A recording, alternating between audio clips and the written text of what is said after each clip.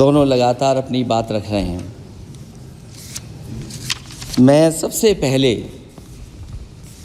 अध्यक्ष जी आपको और आपके साथ साथ सभी चुने हुए सांसदों को मैं बधाई और शुभकामनाएं देना चाहता हूं।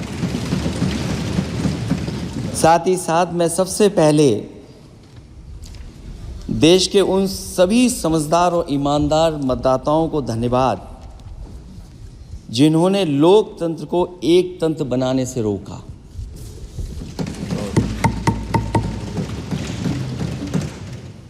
चुनाव के समय पर अध्यक्ष जी ऐसा कहा गया कि 400 पार।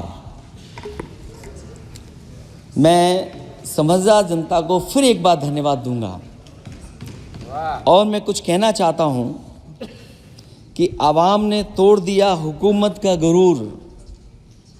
दरबार तो लगा है पड़ा गमगीन में बेनूर है पर।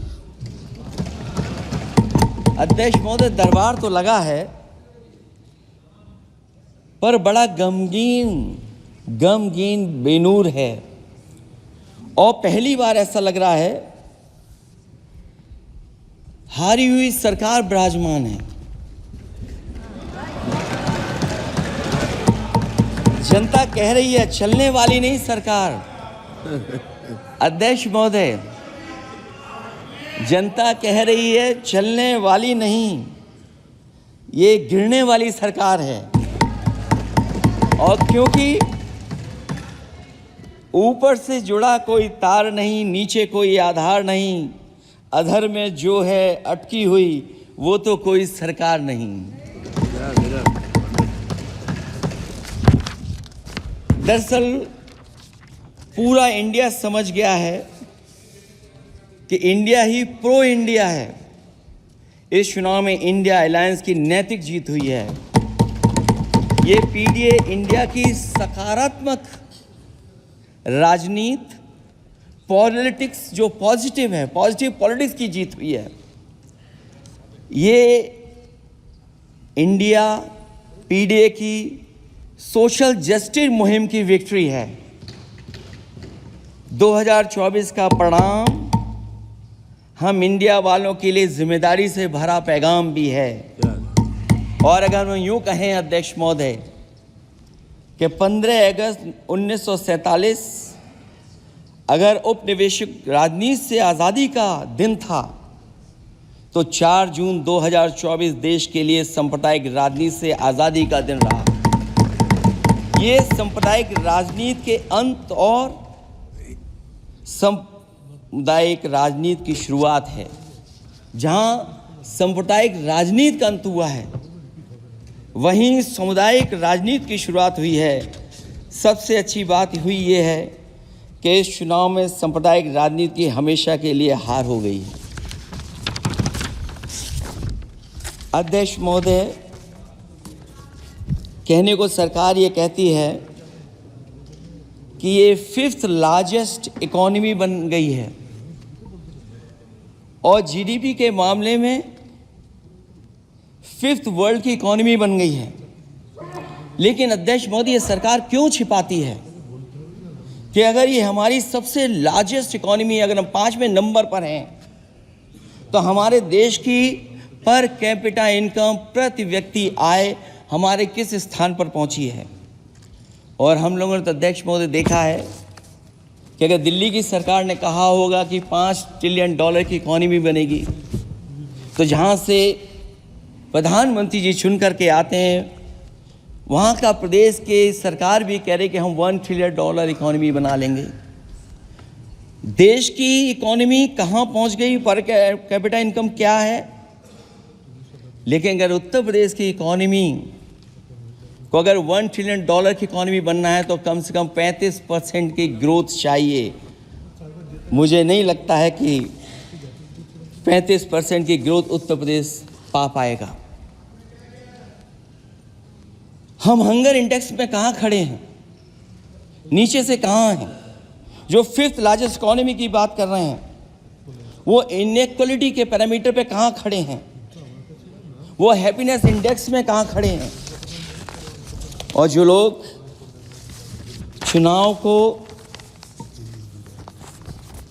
अपने तरीके से मोड़ते हैं। मैं उन्हें कहना चाहता हूं कि अध्यक्ष महोदय, इस चुनाव के परिणाम ने तोड़ने वाली राजनीति को तोड़ दिया है और जोड़ने वाली राजनीति की जीत हुई है। इस चुनाव में धन छल बल की नकारात्मक राजनीति की शिकस्त हुई है। ये चुनाव जो देश का हुआ, ये सकारात्मक राजनीति का नया दौर शुरू हुआ है। इस बार प्रो कॉन्स्टिट्यूशन वालों की जीत हुई है। हम मानते हैं संविधान ही संजीवनी है, उसी की जीत हुई है। ये संविधान मंथन में संविधान रक्षकों की जीत हुई है। अब ऊपर से नीचे की राजनीति का अंत हो गया है। अब नीचे से जो समाज की जो आवाज़ उठेगी वही राजनीति का आधार बनेगी। मैं कहना चाहता हूं कि देश किसी की व्यक्तिगत महत्वाकांक्षा से नहीं, जन आकांक्षा से चलेगा। मतलब अब मनमर्जी नहीं, जनमर्जी चलेगी। इस चुनाव का बड़ा पैगाम यही है।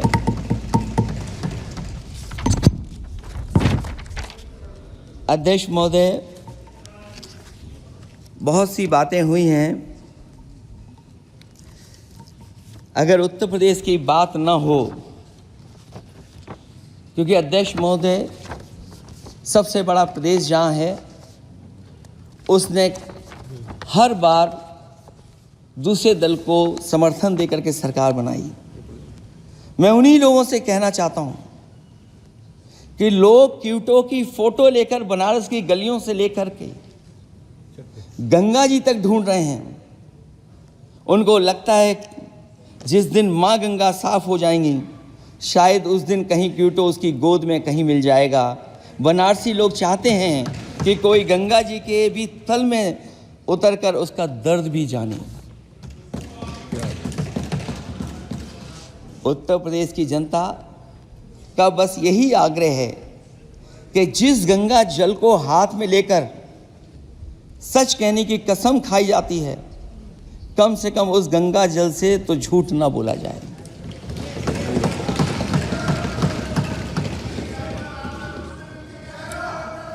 जहां विकास के नाम पर खरबों रुपए की लूट का राज खोलते भ्रष्टाचार के गड्ढे प्रदेश का नाम खराब कर रहे हैं, वहीं पहली बारिश में ही टपकती हुई छत और गिर चुकी स्टेशन की दीवार बेईमानी की निशानी बन गई है।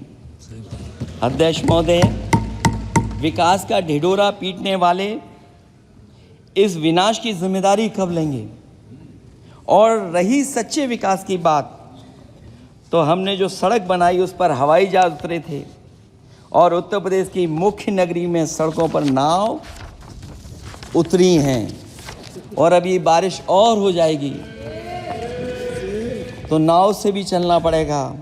यही स्मार्ट सिटी के जुमले का भी हाल है। न तो जाम से छुटकारा मिला, न बुनियादी सुविधाओं से कोई निजात मिली, न कोई बुनियादी सुविधाएं मिल पाई हैं। मुझे याद है अध्यक्ष महोदय, देश के प्रधान सांसद जी ने अनाथ पशुओं के बारे में बहुत कुछ कहा था।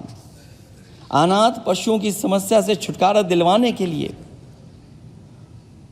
कब वादा किया हुआ, लेकिन कई चुनाव बीत गए हैं, अभी तक गन्ने का भुगतान 2 हफ्ते का वचन जो दिया था, कहाँ दिया था? अब तो वचन देने वाले को भी याद नहीं है। हर बात को जुमला बना देने वाले लोगों के ऊपर से जनता का भरोसा उठ गया है। इसीलिए बहुमत की सरकार नहीं है, ये सहयोग से चलने वाली सरकार है। डबल इंजन के नाम पर उत्तर प्रदेश को टकराहट के सिवा कुछ हासिल नहीं हुआ है।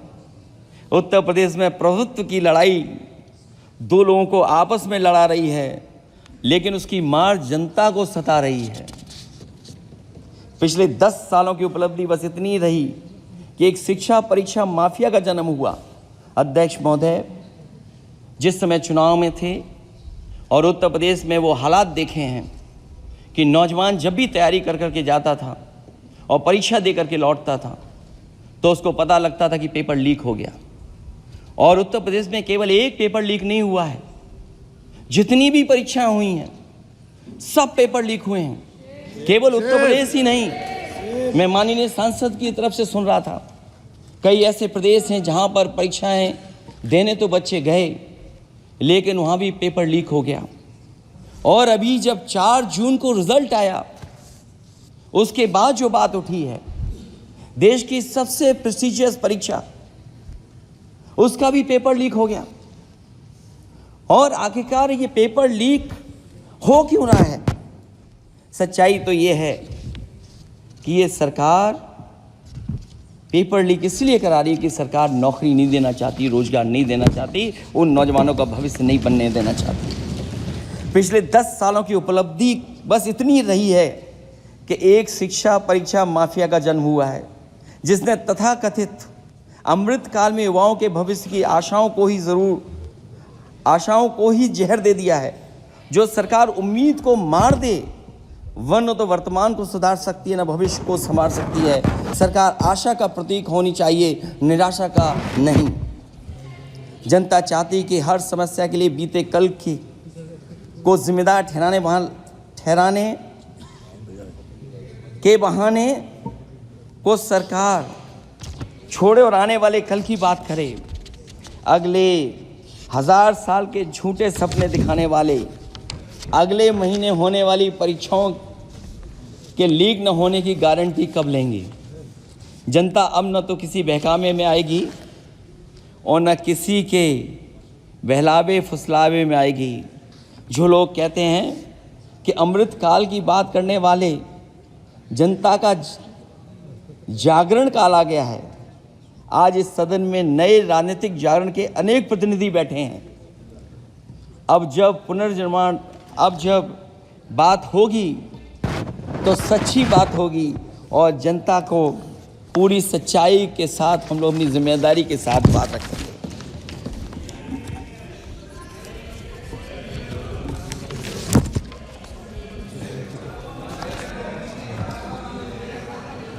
अध्यक्ष महोदय, एक जीत और हुई है, एक जीत और अध्यक्ष महोदय हुई है।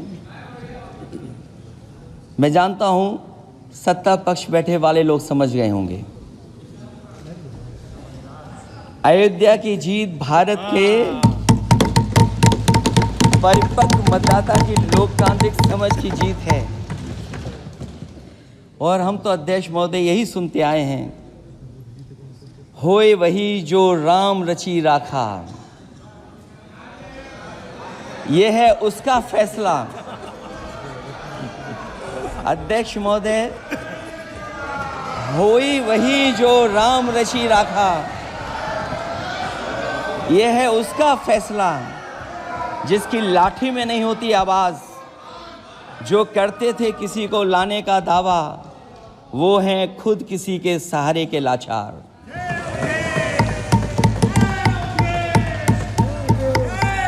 अध्यक्ष महोदय, मैं फिर कह देना चाहता हूं, होए वही जो राम रची राखा, यह है उसका फैसला जिसकी लाठी में नहीं होती आवाज। जो करते थे किसी को लाने का दावा, वो हैं खुद किसी के सहारे के लाचार। हम अयोध्या से लाए हैं उनके प्रेम का पैगाम, हम अयोध्या से लाए हैं उनके प्रेम का पैगाम। जो सच्चे मन से करते हैं सबका कल्याण, सदियों में जन जन गाता है जिनके गान, अभय दान देती जिनकी मंद मंद मुस्कान, मानवता के लिए उठता जिनका तीर कमान। अध्यक्ष महोदय, जो असत्य पर सत्य की जीत का है नाम, उफनती नदी पर जो बांधे मर्यादा के बांध, वो है अवध के राजा पुरुषोत्तम प्रभु राम। हम अयोध्या से लाए हैं उनके प्रेम का पैगाम।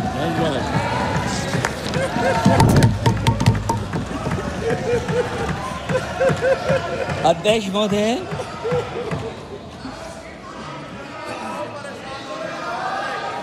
अध्यक्ष महोदय, कुछ बातें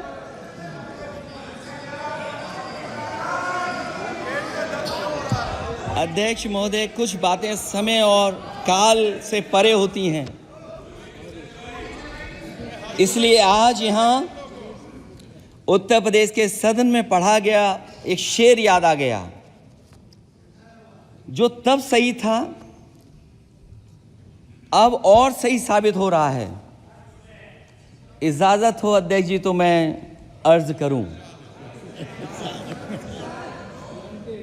हजूरे आला आज तक खामोश बैठे हैं इसी गम में, हजूरे आला आज तक खामोश बैठे हैं इसी गम में, महफिल लूट ले गया कोई जबकि सजाई हमने। योगी जी के लिए, योगी जी के लिए।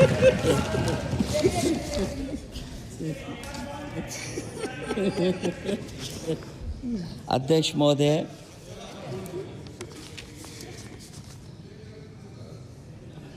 मैं मॉडल ऑफ कंडक्ट जब चुनाव हुआ, लागू हुआ, उस समय मैंने देखा कि कुछ लोगों पर मेहरबान रही सरकार और कमीशन भी।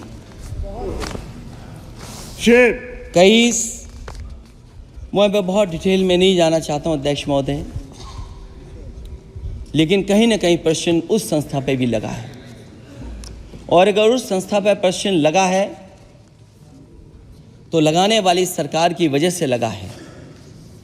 इसलिए अगर निष्पक्ष होगी वो संस्था तो न केवल हमारा लोकतंत्र स्वस्थ होगा, बल्कि हमारे लोकतंत्र और मजबूत दुनिया में दिखाई देगा।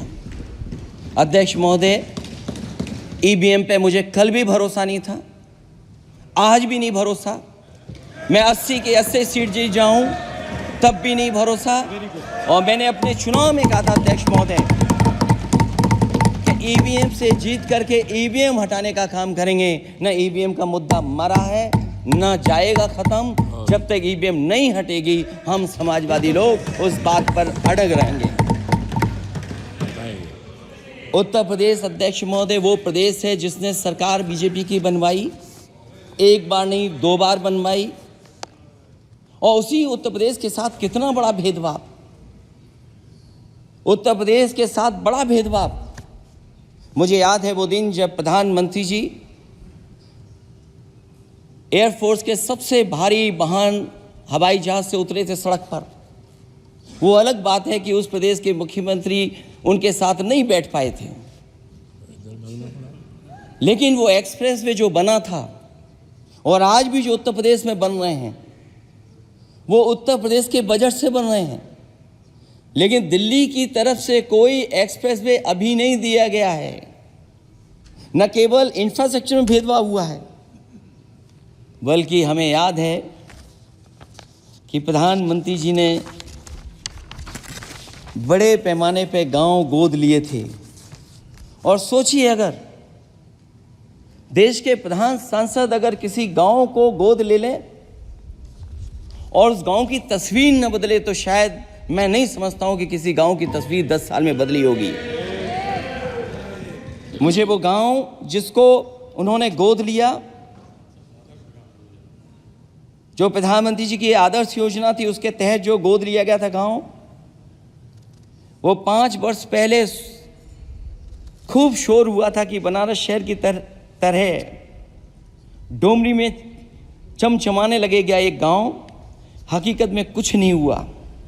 उसकी दुर्दशा वैसी की वैसी है, जैसे था गांव वैसे ही का वैसा है।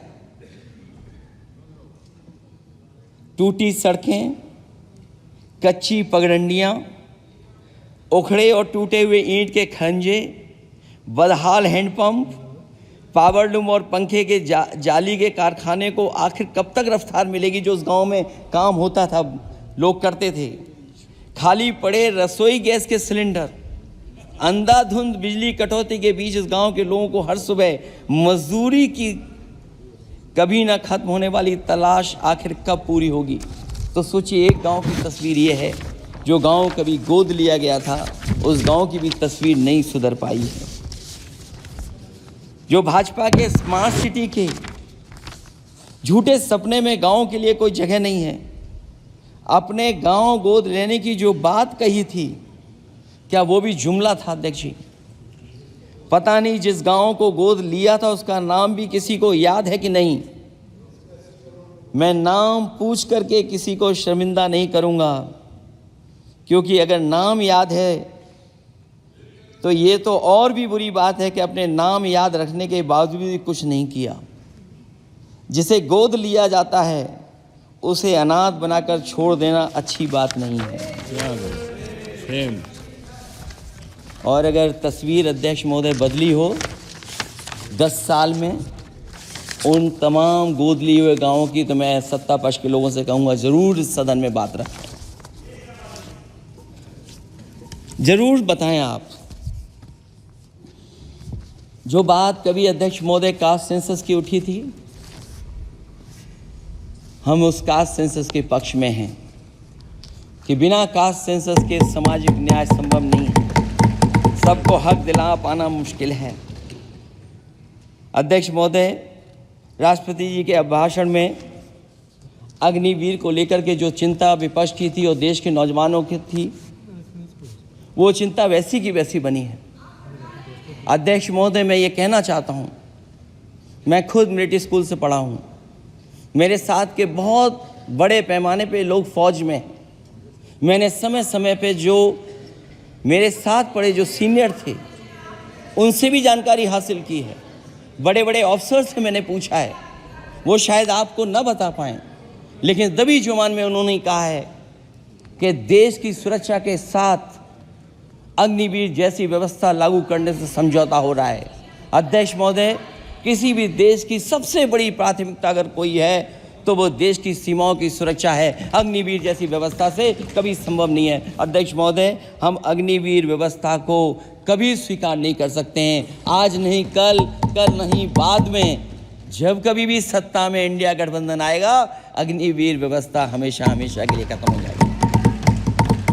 अध्यक्ष महोदय, जिन्होंने कहा कि हम आय किसानों की दोगुनी कर देंगे, आज किसान पूरा देश का देख रहा है कि उसकी आय कहाँ दोगुनी हो गई। और जिस तरह महंगाई बढ़ी है, सरकार बताए कि महंगाई इस बढ़ने पे उसकी आय कितनी होनी चाहिए। और जो इंफ्रास्ट्रक्चर की बड़ी बड़ी बातें की गई थी कि एमएसपी लागू करने के लिए एग्रीकल्चर सेक्टर का इंफ्रास्ट्रक्चर तैयार होगा, लेकिन जहाँ तक मैंने उत्तर प्रदेश में देखा है, अगर इस सरकार में एक भी नई मंडी बनी हो तो मुझे सरकार बता दे। अध्यक्ष महोदय, जो इंफ्रास्ट्रक्चर एग्रीकल्चर सेक्टर में बनाने की बड़ी बात कही थी, अगर सरकार की तरफ से एक भी मंडी 10 साल में बनी हो तो ज़रूर सरकार बताए। जो सरकार मंडी नहीं बना सकती है उस पर एमएसपी का भरोसा कैसे कर सकते हैं? जिन्होंने एमएसपी का भरोसा दिलाया था। हम अध्यक्ष महोदय आपके माध्यम से यही कहेंगे कि जो राष्ट्रपति के अभिभाषण में लीगल गारंटी एमएसपी को मिलनी चाहिए थी, वो क्रॉप्स को नहीं मिली है। न केवल फसलों को मिले बल्कि हॉर्टिकल्चर क्रॉप्स को भी एमएसपी देने का फैसला हो, जिससे कि हमारा किसान खुशहाल हो सके। साथ ही साथ ओपीएस की बात अभिभाषण में नहीं आई है। ओल्ड पेंशन स्कीम लागू हो, जिससे हमारे तमाम सरकारी कर्मचारियों का भविष्य बन सके।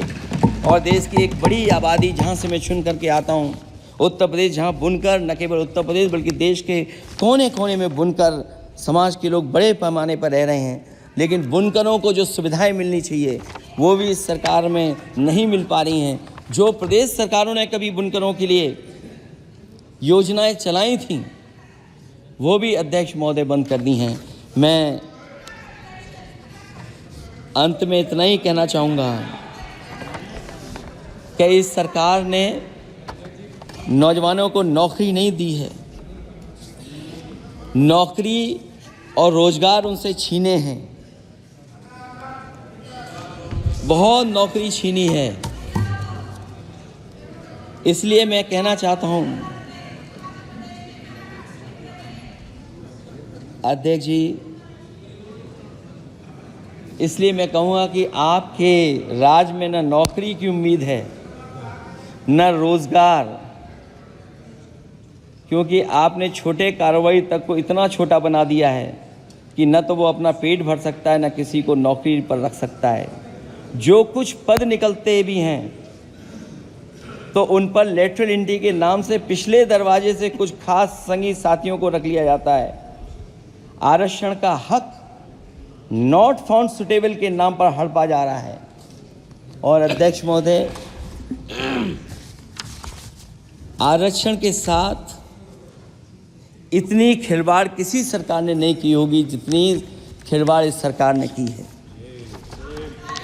जहां सरकारी नौकरियां नहीं दी जा रही हैं, और सरकारी नौकरियां इसलिए नहीं दी जा रही हैं क्योंकि उन्हें आरक्षण देना पड़ेगा। जिस प्रदेश से मैं आता हूं वहाँ सबसे बड़े पैमाने पे नौजवान बेरोजगार है। और पिछले 10 साल में जो क्वेश्चन, जो पेपर उन्होंने लीक कराए हैं, वो इसीलिए कराए हैं क्योंकि नौकरी ना देनी पड़े, और अगर नौकरी देनी पड़ेगी तो उन्हें आरक्षण भी देना पड़ेगा। ये जानबूझ करके सरकार नौकरी और आरक्षण के साथ खिलवाड़ कर रही है।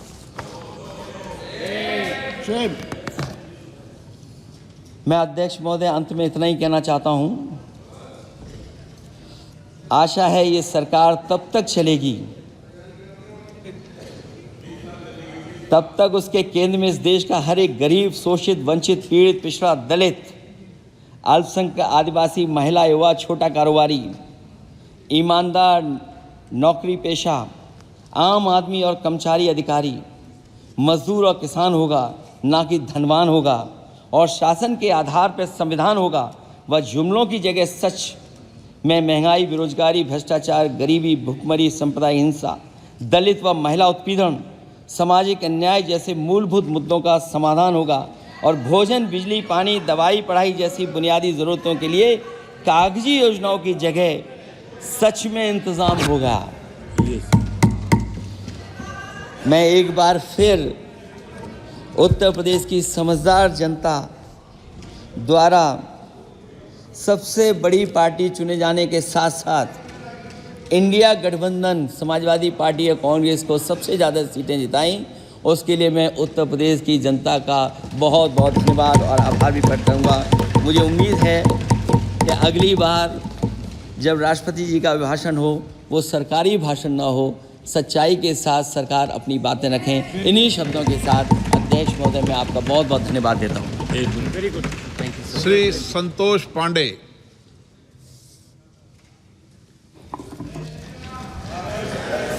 सम्माननीय अध्यक्ष महोदय,